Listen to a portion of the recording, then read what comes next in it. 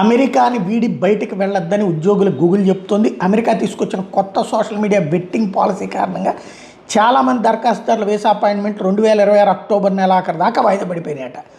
ఈ నేపథ్యంలో ప్రముఖ టెక్ కంపెనీ గూగుల్ కొందరు ఉద్యోగులను హెచ్చరించింది. అమెరికాని వీడి బయటికి వెళ్ళొద్దని అడ్వైజరీ ఇచ్చింది. అమెరికాకి తిరిగి రావడానికి వీసా స్టాంపింగ్ అవసరమయ్యే ఉద్యోగులు నెలల పాటు ఎదురు చూడాల్సి వస్తుందని గూగుల్ న్యాయ నిపుణులు హెచ్చరిస్తున్నారు. ఈ నేపథ్యంలో అమెరికా వీసాల మీద ఉన్న సిబ్బంది అంతర్జాతీయ ప్రయాణాలకు దూరంగా ఉండమని సూచించారు. ఈ మేరకు యాజమాన్యం సిబ్బందికి మెయిల్ పంపింది. డిసెంబర్ 15వ తేదీ నుంచి H1B, H4 visa దరఖాస్తుదారులకు social waiting ప్రారంభించినటువంటి నేపథ్యంలో వీసా అపాయింట్మెంట్లో జాప్యం ఎదురవుతుండటం, FJM వంటి వీసాల మీద కూడా ఈ ప్రభావం ఉంటుందని గూగుల్ నిపుణులు చెప్తున్నారు.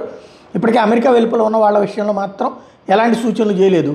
మరోవైపు వెట్టింగ్ విధానం వల్ల వీసా ఎంట్రీలకు వచ్చే ఏడాది ఫిబ్రవరి, మార్చికి రీషెడ్యూల్ చేసినట్టు ఇటీవల అమెరికా ఎంబసీ అధికారులు వెల్లడించారు. అయితే ఈ ప్రక్రియ మరింత ఆలస్యం అవుతోందట.